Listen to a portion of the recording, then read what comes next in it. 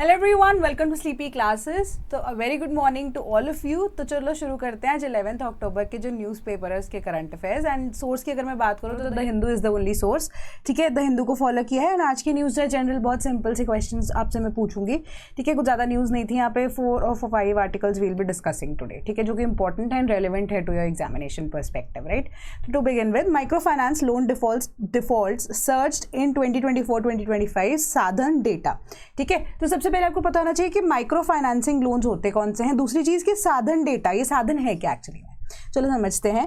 Micro financing जो loans हैं वो आपको अगर बेस्ट एग्जांपल मैं दे पाऊँ कि फॉर एग्जांपल आप पर्सनल लोन्स लेते हो बट कोई भी ऐसे सिंपल ऐप हो गया, ठीक है, not name any kind of app, जहाँ पे आपको डायरेक्टली किसी भी तरह की कोलैटरल देने की जरूरत नहीं पड़ती है, कोई चीज़ गिरवी रखने की जरूरत नहीं पड़ती है, ज़्यादा पेपर वर्क या कुछ भी पेपर वर्क करने की जरूरत नहीं होती है।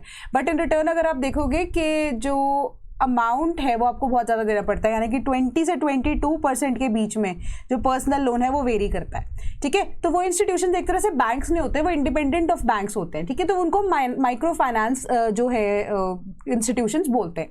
ठीक है, तो अब वो एक बैंकिंग फैसिलिटी की तरह काम नहीं करते हैं बट वो एक माइक्रो फाइनेंसिंग इंस्टीट्यूशन जो कि छोटे छोटे टर्म्स के लिए या इवन की अफोर्डेबिलिटी को मेंटेन करने के लिए personal loans without any kind of collateral देते हैं। तो आरबीआई के अंडर ही ये रेगुलेटरी जो फ्रेमवर्क्स के तहत जो है उसको एस्टैब्लिश किया गया है एंड आरबीआई ही इनको यहाँ पर मेंटेन करती है। तो अब साधन की बात करते हैं। तो साधन भी एक तरह से ऐसे ही माइक्रो फाइनेंसिंग लोन्स के लिए मैनेज करने के लिए या आप कह सकते हो रिपोर्ट को प्रिपेयर करने के लिए सेल्फ रेगुलेटरी बॉडी है जिसके अकॉर्डिंगली यहाँ पर जो डेटा है लोन्स का किस हिसाब से होना चाहिए, किस हिसाब से नहीं, वो मैनेज किया जाता है। ठीक है, सो अब ये जो रिपोर्ट आई है ना, साधन की रिपोर्ट आई है, उन्होंने बोला कि जो अब नॉन परफॉर्मिंग एसेट्स है वो ड्रास्टिकली इंक्रीज हुए हैं 2023 से अब नेक्स्ट ईयर की अगर हम बात करें 24-25 के आसपास। ठीक है, जो कि अब 2.1 थे 23-24 के अंदर एंड ड्रास्टिकली इंक्रीज होने के बाद देखो तो 6.2% हो गए हैं। ठीक है, जो कि नॉन परफॉर्मिंग एसेट्स, यानी कि मेजरली अगर आप बात करो कि जिन्होंने 30 डेज से ज्यादा यहाँ पर डिले किए हैं अपनी ईएमआईज को पे करना। तो लेवल जो है मैक्सिमम अगर आप देखोगे, एक तो बिहार वाले रीजन में ज़्यादातर देखा गया है, दूसरा semi urban and urban borrowers जो हैं उनमें ज़्यादातर यहाँ पर अगर आप कंपैरिजन ड्रॉ करो तो सेमी अर्बन एरियाज के अंदर ज़्यादातर डिफॉल्ट्स पाए गए हैं। ठीक है, 3 हमारे पास यहाँ पर स्लैब्स होती है, 30 डेज डिले, 60 डेज डिले और 90 डेज डिले। तो 90 डेज के बाद का जब डिले हो जाता है दैट मीन्स कि कोई भी एसेट जिसको आपने लोन दिया वो एक नॉन परफॉर्मिंग एसेट हो गया कि अब आपका वो पैसा मोस्ट प्रोबेबली वापस नहीं आएगा। ठीक है, तो वो नॉन परफॉर्मिंग एसेट्स में हो जाता है या तो उसका इंटरेस्ट रेट बहुत ज़्यादा चार्ज करते हैं अगर आपको लोन क्लोज करना है। तो अगर हम अर्बन चीज़ों की बात करते हैं तो in that situation what happens is कि आपका सिबिल गिरने लग जाता है एवरीथिंग, है ना। तो वही सारी चीज़ें हैं। वेराज ऑन द अदर हैंड अगर आप ईएमआईज को टाइमली पे करो आपको सिबिल है वो बेटर होता रहता है, इवन तो आपने ये पर्सनल लोन भी लिया हुआ है। तो अब इसी के अकॉर्डिंग उन्होंने ये डेटा के बताया है कि बिहार में मैक्सिमम चीज़ों का राइज आया है। ठीक है, कि अकॉर्डिंग टू डेटा जो 57,712 करोड़ का माइक्रो फाइनेंसिंग लोन है वो आउटस्टैंडिंग है at the end of March जो उन्होंने कैलकुलेट किया एंड 7.2% जो है वो 30 डेज से ज्यादा ओवर ड्यू है यहां पर देखने को मिल रहा है, जो कि नेशनल एवरेज है हमारी 6.2% की, और 4.6% of the loans were overdue by more than 90 days. तो 90 डेज का अगर बेंचमार्क है मतलब नॉन परफॉर्मिंग एसेट्स के लिए आप कह सकते हो एक चीज को कन्वेंशनल बेंचमार्क को अगर फुलफिल यहाँ पे किया जा रहा है तो नॉन परफॉर्मिंग एसेट उनको माना जाएगा, है ना। तो इस वजह से अब क्या होगा, सरकार आगे जाके क्या करेगी, आरबीआई भी क्या करेगी, लोन्स को और ज्यादा महंगा कर देगी ताकि लोन इजीली ना ले पाओ, है ना। अभी बल्कि रिसेंटली न्यूज़ में आए भी थे ये माइक्रो फाइनेंस इंस्टीट्यूशंस की बहुत ज़्यादा आप हाई रेट ये 20-22% का चार्ज करो, एटलीस्ट थोड़ा सा कम तो करो इसको, है ना। तो सरकार ने, आरबीआई ने उसको कम करवाया था बट अब आप देख रहे हो कि नॉन परफॉर्मिंग एसेट्स जो हैं वो बढ़ते ही जा रहे हैं। रूरल बोरोवर्स जो हैं they are worst in terms of loan repayment, ये आपको इस रिपोर्ट ने भी बताया। ठीक है, ये डेटा जो है उसी के अकॉर्डिंग आपको बताया गया है। क्वेश्चन आपको देख लेते हैं। पहली स्टेटमेंट क्या कह रही है, micro finance institutions are regulated by RBI under NBFC framework. ठीक है, then micro finance institution should have gross non performing assets less than 2% in order to be eligible for registration. ठीक है, तो अब आपकी कौन सी स्टेटमेंट दोनों में से करेक्ट है, दोनों करेक्ट है, दोनों इनकरेक्ट है। इसका करेक्ट आंसर बनता है ऑप्शन नंबर सी। तो अब माइक्रो फाइनेंस इंस्टीट्यूशंस को मैंने बोला आरबीआई रेगुलेट करता है। ठीक है, एनबीएफसीज क्या होते हैं, एनबीएफसीज आर के ऐसे इंस्टीट्यूशंस जो कि नॉन बैंकिंग सेक्टर में है कि वो बैंकिंग फंक्शंस नहीं परफॉर्म करते, सेविंग्स अकाउंट वगैरह नहीं खोल सकते, बट वो आपको लोन्स यहाँ पर प्रोवाइड कर सकते हैं एंड जो इनकम उनकी होती है वो सोलली बेस्ड ऑन इंटरेस्ट यहाँ पर होती है। ठीक है। तो ऐसे फाइनेंशियल इंस्टीट्यूशंस जो कि अब नॉन बैंकिंग कैटेगरी में आते हैं एंड वो अंडर दिस फ्रेमवर्क यहाँ पर, जो कि अब 2014 का फ्रेमवर्क है, जिसको हम NBFC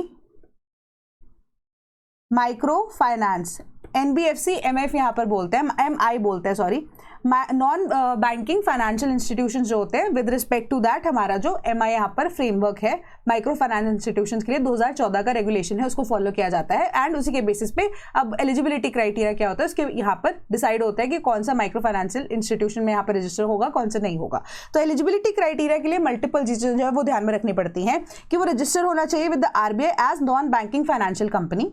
NBFC MFI जो है हमारे पास वो अब RBI के नॉर्म्स को फॉलो करेगा।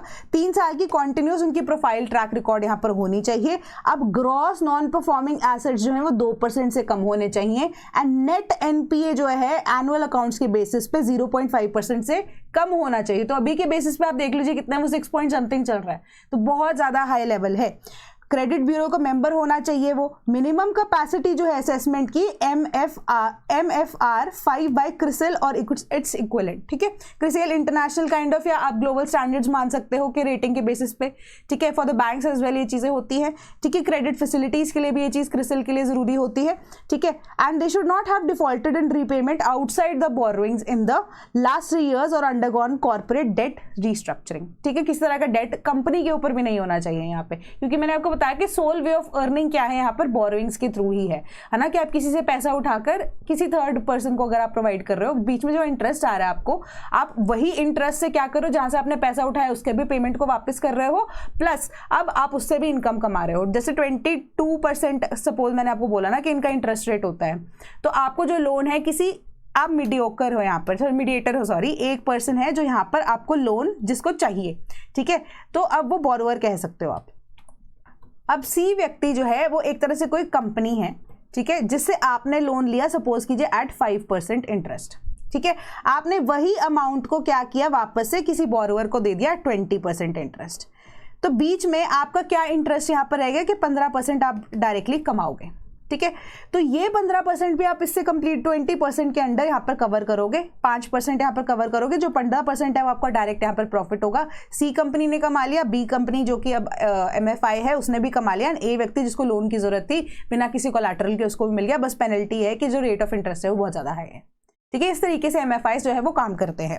अब they should have proper system of internal accounting, risk management, ये सब कुछ यहाँ पर होना चाहिए। अब they have should have undergone code of conduct assessment जो कि मिनिमम स्कोर ऑफ 60 और इक्विवेलेंट यहाँ पर मांगता है। एंड बहुत सारे ऐसे startups consonance with the government of India वो भी फोकस करते हैं कि इनको यहाँ पे प्रोवाइड किया जा सके। बेसिकली वुमेन एम्पावरमेंट, इवन की ईजी अगर EMI स्ट्रक्चर यहाँ पे आपको दिया जाता है, थोड़े लंबे प्रोसेस के लिए, लंबे टाइम के लिए भी लोन्स दे दिए जाते हैं। So with respect to that कि कोई भी अब रूरल एरियाज के अंदर है या कोई नया स्टार्टअप शुरू करना चाहता है, उनके लिए ये बहुत ज्यादा हेल्पफुली एप्लीकेबल होता है, ठीक है। तो फ्रेमवर्क जो है 2014 का है, RBI के द्वारा नॉन डिपॉजिट टेकिंग बैंक्स की, नॉन डिपॉजिट बैंक्स हैं ये, taking NBFCs that focus on providing micro finance, ठीक है। नॉन बैंकिंग फैसिलिटीज यहाँ पर ये प्रोवाइड करते हैं basically. Then C phase of Konkan 25 ends with high operational tempo, ठीक है। आपको बस क्या पता होना चाहिए कौन से कंट्रीज इन्वॉल्व थी कोनकन के अंदर। तो कोनकन की बात हो रही, कोनकन फेज है, कोनकन हमारे पास कोस्ट भी आता है। तो C फेज जो है बायलैटरल मैरीटाइम एक्सरसाइज कोनकन 2025 का इंडियन नेवी एंड UK की रॉयल नेवी के बीच में यहाँ पर कंडक्ट हुआ। That is it. आपको और कुछ एक्स्ट्रा पढ़ने की यहाँ पर जरूरत नहीं होती है, हम उसी के बेसिस पे क्वेश्चन आपसे पूछेंगे। Then consider the following pairs. तो ये रिसेंट यहाँ पे मैरीटाइम एक्सरसाइजेज है जो मे भी शायद हमने डिस्कस नहीं की थी, या इनिशिएटिव शुरू बाद में हुआ, उसके अकॉर्डिंगली डिस्कस करते हैं, ठीक है। यूनिफॉर, स्लाइनेक्स, AKMI, ठीक है। तो अब इन तीनों को आपको मैच करना है या आइडेंटिफाई करना है कि जो पेयर्स हैं वो करेक्टली मैच है या नहीं है, ठीक है। तो एनाफोर जो है India and Sri Lanka, SLINEX India Africa, एक में जो है अब India and European Union. How many pairs are correctly matched? Correct answer is option number D, none of them, ठीक है। कोई भी करेक्टली यहाँ पर मैच नहीं है। अब आपको ये EU नाम सामने नजर आता है, तो मैं आपको बताने की ट्रिक, समझाने की ट्रिक बता रही हूँ कि EU अगर यूनिफर करके अगर आप देखो, यूनाइटेड यूरोपियन यूनियन की जो नेवी है, अब वो फॉर इंडिया एक तरह से आप उस तरीके से मैच कर सकते हो, India and European Union. Then SLINEX में SLI आ रहा है, तो वो इंडिया एंड श्रीलंका के बीच में होगा। एक आई में ई या ए से वर्ड अगर शुरू हो रहा है एक, ठीक है, तो उससे इंडिया अफ्रीका आप इस तरीके से याद कर सकते हो। I know it might sound confusing, but आपको जैसे भी लगता है कि सही है उस तरीके से आप कर सकते हो। तो मैरिटाइम एक्सरसाइजेज जो है आपकी 3 यहाँ पर और कवर हो जाती हैं, ठीक है। सो अब नेक्स्ट क्वेश्चन की तरफ चलते हैं। Hydro power project on Chenab gets clearance. तो सवाल कोड जो हाइडल प्रोजेक्ट है या हाइड्रो इलेक्ट्रिक पावर प्रोजेक्ट है, उसको फाइनल क्लियरेंस यहाँ पे इन्वायरमेंट जो मिनिस्ट्री है उससे भी मिल गई थी। एक्चुअली में जो प्रपोज किया था या प्रपोज प्रोजेक्ट 1980 से इसका आइडिया चल रहा है, बट धीरे धीरे करके अगर आप देखो इम्प्लीमेंटेशन तो पहले इंडिया में बहुत ज़्यादा स्लो होती है। उसके बाद अगर आप देखोगे कि इम्प्लीमेंटेशन के लिए 2000 अर्ली 2000s के अंदर भी इसको प्रपोजल को 2017 में क्लियरेंस भी मिल गई थी, ठीक है। क्लियरेंस मिलने के बाद यहाँ पे इन्वायरमेंट जो डिपार्टमेंट है उनकी क्लियरेंस अभी रिक्वायर्ड थी। एंड बाय द टाइम यहाँ पर सिंस बहुत ज़्यादा स्लो मूविंग प्रोजेक्ट था, तो इसको NHPC को, जो कि एक सरकारी यहाँ पर आप कह सकते हो कि या गवर्नमेंट इनिशिएटिव है या गवर्नमेंट कंपनी भी है, ठीक है। तो NHPC जो कि अब प्रोजेक्ट को लेकर यहाँ पर जो है लीड करने वाला है, उनको ट्रांसफर करने की यहाँ पे बात की जा रही थी। तो रिवर की अगर हम बात करें तो चेनाब रिवर है रामबन वाले रीजन में, ठीक है। ये बनाया जाएगा। सबसे बड़ा आप कह सकते हो इंडिया का तो नहीं, मतलब अगर आप देखो यूटी का सबसे बड़ा एक प्रोजेक्ट होगा जो कि केपेबल होगा कि वो 8000 million units of electricity annually generate कर पाए। तो 1856 मेगावाट की कैपेसिटी ये रखेगा। एंड सबसे बड़ी बात, इसका इनिशियल कॉस्ट जो है वो 22,000 करोड़ होना था, बट अब जैसे जैसे इसमें डिले होता जा रहा है आप देखोगे कि 31,380 करोड़ का ये अब इनिशिएटिव बन चुका है। अब क्या हो गया कि चेनाब रिवर के ऊपर बनेगा। अब सिंस चेनाब रिवर जो है एक्चुअली में इंडस वाटर ट्रीटी के अंडर पाकिस्तान में भी फ्लो करती है, तो with respect to that Indus water treaty जो है वो भी पिक्चर में आ जाती है। वो आप एक बार रिवाइज कर लेना, हम शायद पहले डिस्कस भी कर चुके हैं। ईस्टर्न रिवर कौन सी है, वेस्टर्न रिवर कौन सी है, तो उसके अकॉर्डिंगली अगर आप देखो चेनाब का जो पानी है उसको यूटिलाइज करने के लिए to the full capacity Indus water treaty में हम कर सकते हैं, या इंडिया यूज कर सकता है उसको for agricultural purposes also and for generation of electricity also. तो वो चीज पॉसिबल है इंडस वाटर ट्रीटी के अंडर। एंड उसके बाद आपने देखा कि पहलगाम अटैक हुआ, देन रिवोक होती है हमारी, रिवोक भी क्या इंडस वाटर ट्रीटी जो है उसको अबेयंस में डाल दिया जाता है थोड़े टाइम के लिए, है ना।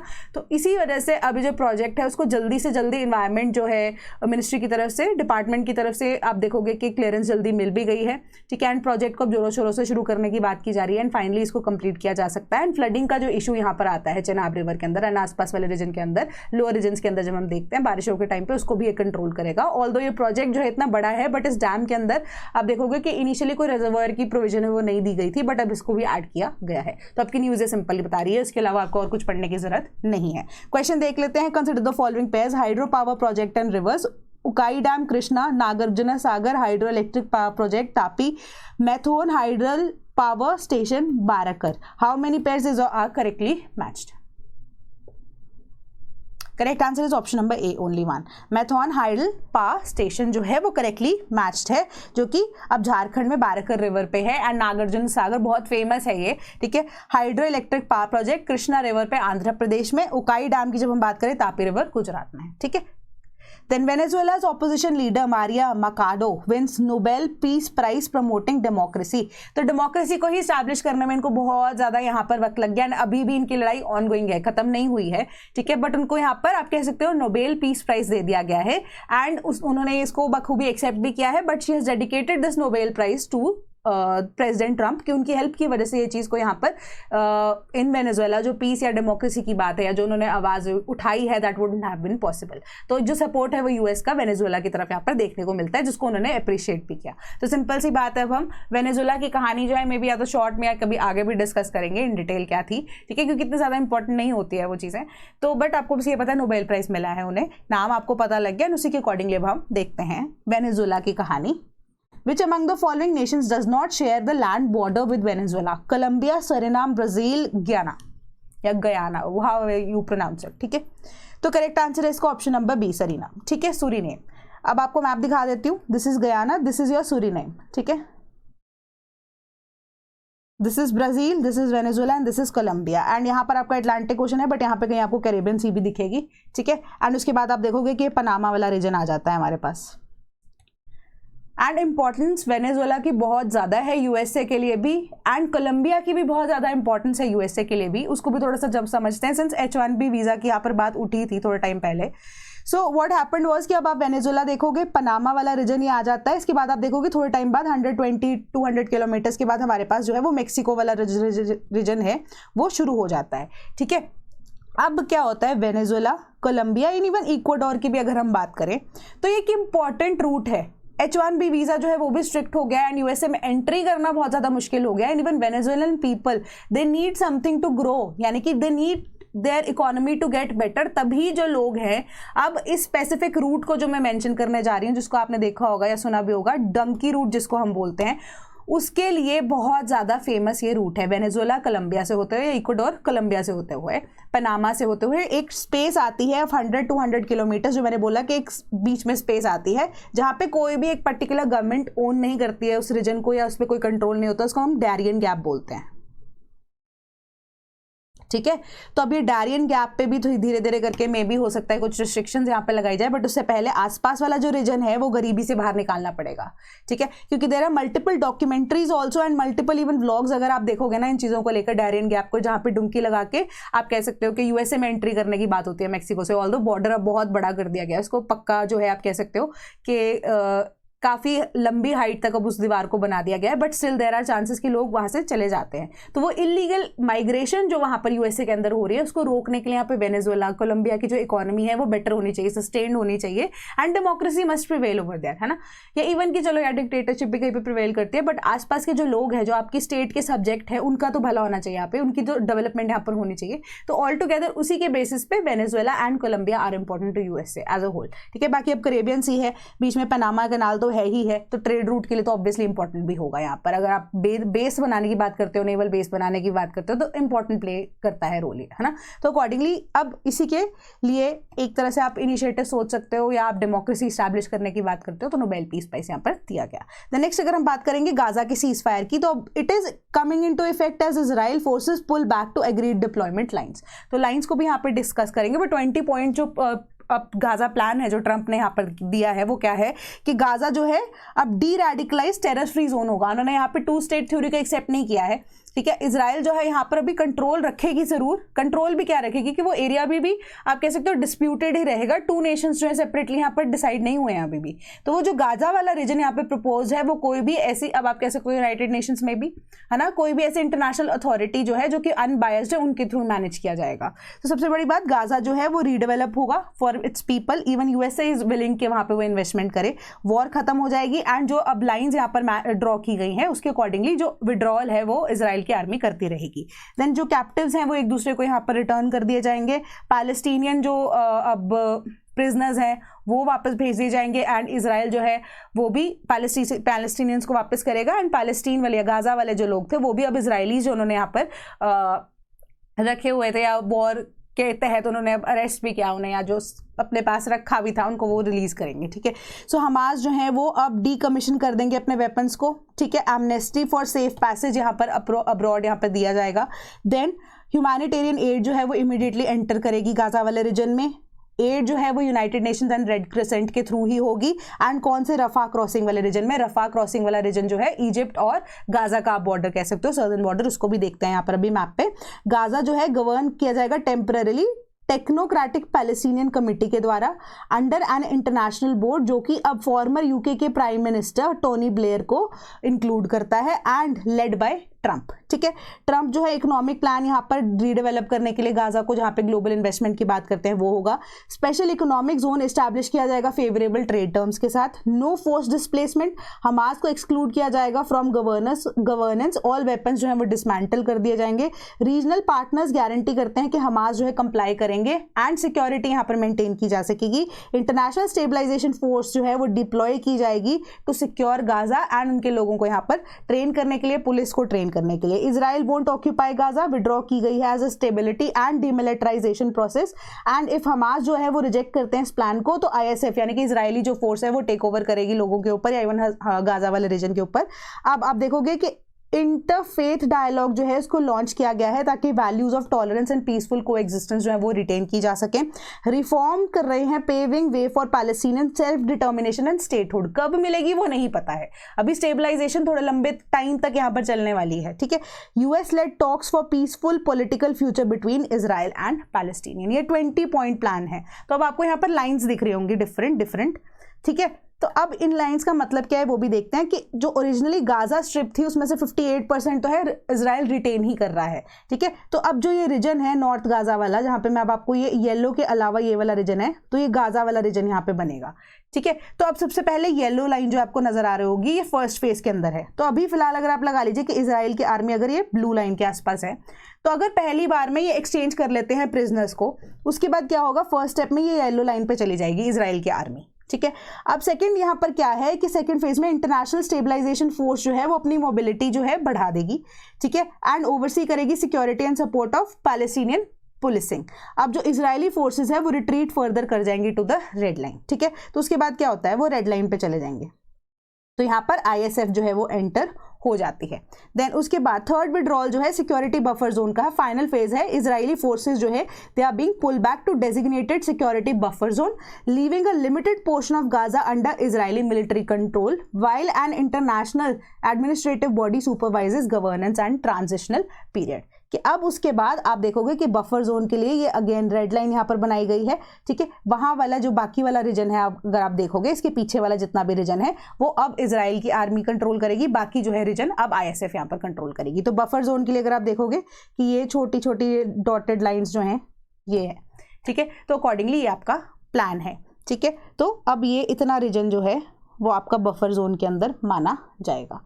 And this is your Rafah crossing, जहाँ से यूनाइटेड नेशंस एंड जो रेड क्रिसेंट है वो अपनी एड को भेजेगा।